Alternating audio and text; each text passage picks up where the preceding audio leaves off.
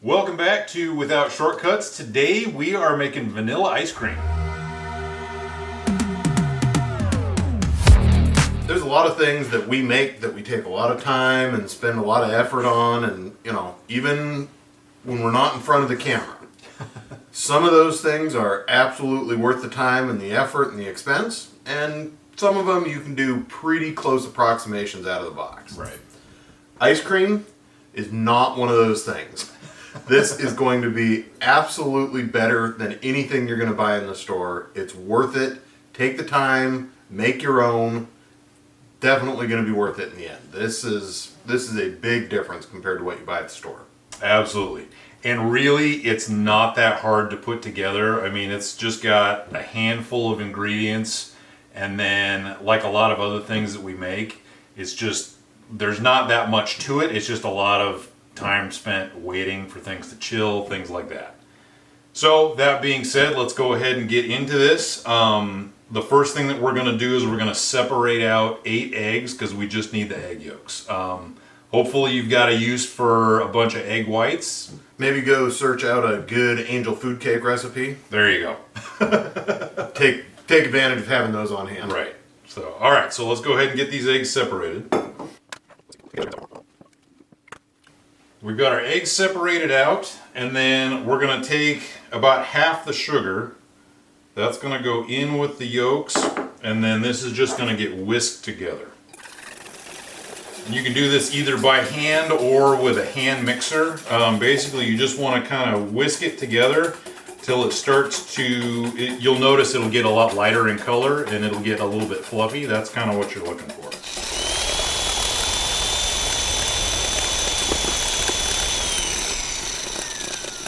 So this is smoothed out a bit. It started to get a little bit lighter in color. That's looking pretty good. So we're going to go ahead and move on to the next step, and that's going to be over on the stove. In a saucepan on the stove, we're going to put in the milk and about half of the cream that we've got. And then the rest of our sugar, some vanilla, and then just a little bit of salt. Now you can also do this with vanilla beans. If you do it with vanilla beans, once we warm all this up, you do have to let it steep for about 20 minutes just to kind of incorporate some of that vanilla flavor. This is also the time where if you want to make like a cinnamon ice cream, which is way better than it sounds, that's when you would put it in and let it steep here. So for what we're doing, we'll go about a medium heat, mix this all together, and then really all we're doing is heating this up until it's just starting to steam. We don't need to boil anything. In this case, because we are using a vanilla extract, we don't have to let anything steep. We're just warming this up so that we can use it to temper our eggs and make our custard. Our cream and sugar and vanilla mixture has come up to a nice temperature, just a little bit steamy. Definitely did not boil over on the stove. Totally didn't. We're not distracted by watching football and seeing how our fantasy teams are doing. Not at all. But that's up to temperature. We've got the rest of our cream in a bowl sitting in an ice bath, obviously. And then the next step is to temper our eggs. So the whole purpose here is you want to cook the eggs, but you don't want to cook them fast. So you're just going to go very slowly, put a little bit of warm cream into the eggs, just kind of bit by bit, so that they come together and cook and form into a nice, smooth consistency. That's right. So the way we're going to do this is we've got our egg yolks and sugar in the bowl, and then we're just going to drizzle the hot cream in just a little bit at a time while constantly whisking the eggs. And that's going to help keep from cooking the eggs, like Doug said, really fast. We don't end up with scrambled eggs in our ice cream. While cinnamon is a great addition to ice cream, scrambled eggs are not.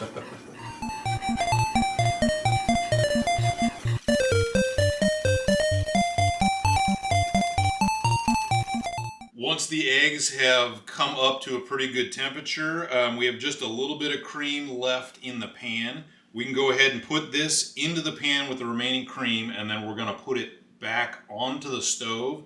bring it back up to temperature, and that's what's going to finish cooking our custard base for the ice cream.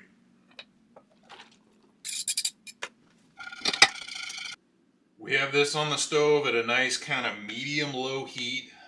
We want to bring it up to temperature fairly slowly, and we're going to whisk this basically constantly because, again, we don't want it to boil over, and we also don't want to overcook these eggs. By constantly stirring it, it's going to keep it agitating so that hopefully it doesn't stick to the bottom and sides of the pan too much, so that we don't end up with scrambled eggs in our ice cream. But we are going to go ahead and strain this once this is cooked. Our custard base is nice and steamy. It looks like it's pretty well cooked. The way that we can check it is we'll take a spoon, dip it into the custard, and then if you run your finger along the back of the spoon, it'll leave a line right there. That's how you know your custard is cooked. It's nice and thick, and it's ready for the next step. Once the custard has cooked and come up to temperature, we're just going to take this and strain it into the remaining portion of our cream. This you can see is in an ice bath. That's just to start the cooling process. So we'll strain this directly in here, and then we'll take this, we'll put it in the refrigerator and let it chill and kind of come down to temperature. And we're running it through a strainer just in case there are any chunks of egg that might have ended up in there. Also, if you've used vanilla beans or like if you use cinnamon sticks to make a cinnamon ice cream, anything like that, this is just the kind of final process to strain all of that out so you get a nice smooth ice cream. Here we go. And like I said, we'll let this come down, not quite to room temperature, but we'll let it chill and start that process. And then once it hits room temperature, we'll put it in the fridge. How long will it take to cool down? Probably, it'll be in the fridge for an hour or so, and then once it's nice and chilled, then we can stick it into the ice cream maker. Our custard has chilled in the refrigerator for a little over an hour. It's come down to the right temperature, and we're ready to move on. Now, the biggest barrier to being able to make ice cream at home is definitely this next part. So, it can be done without this, but you're going to need a big bucket. You're going to need ice and salt. It's a whole thing. It's definitely more difficult. So we recognize that it is harder to do this, and this adds a degree of difficulty. But once again, trust us, totally worth it. Find a way to do it. You'll be pleased with the results. Yep, for sure. So there's several different types and styles of ice cream makers. This particular one has a canister that's filled with water that just goes in the freezer. And then we can pour the custard directly into the canister.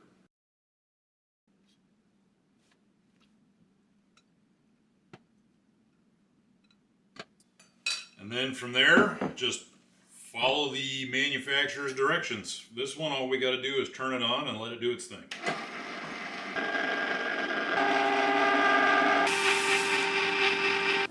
Our ice cream's been churning for, probably 20 minutes or so.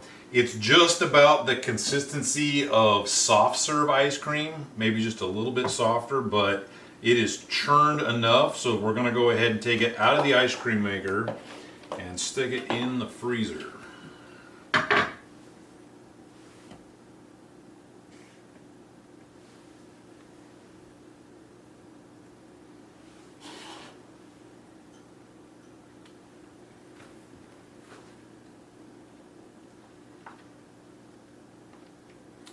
And you can certainly serve this as is if you're in a hurry. It's delicious, but we're gonna go ahead and stick this in the freezer and let it harden up for a couple of hours. And then we'll give it a taste and see how we did.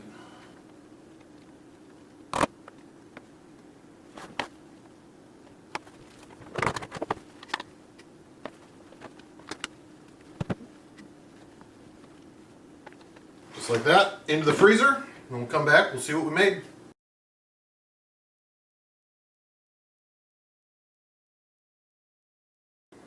Our ice cream has been chilling in the freezer for a couple of hours.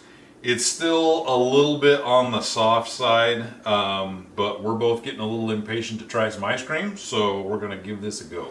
kind of becoming a theme in some of these videos. It is. But that's okay. Our peach cobbler is also complete. We've got a nice golden brown crust on the top. It's still nice and warm and just looks very inviting. We put a lot of thought into how we wanted to end each of these videos, and then we looked at this and it turned out got a nice, fresh, warm peach cobbler. And some delicious homemade vanilla ice cream. And it's not like if you've got these two things, you're gonna not eat them together. So Exactly. you may see this a second time around, but that's okay. We're gonna go ahead and see what we've got here and enjoy these together. All right, let's serve this up.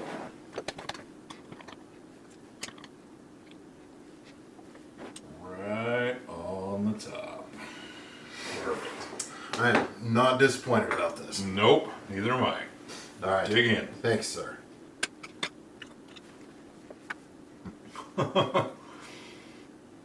So first off, with this ice cream, it's got a fantastic vanilla flavor, and the mouthfeel on it it's incredible. It's smooth, it's velvety. It churned long enough that the ice crystals that formed in it are really small.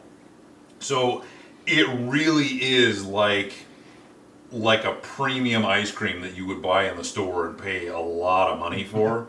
But homemade, super easy to make, like it's awesome. And it is just the smoothness, just kind of velvety. The flavor, is just kind of exactly what you want from vanilla ice cream. Yeah. But that texture, that, the mouthfeel, like you said, definitely completely set this apart. You're not going to do anything like this at the store. This is just way better. Yeah.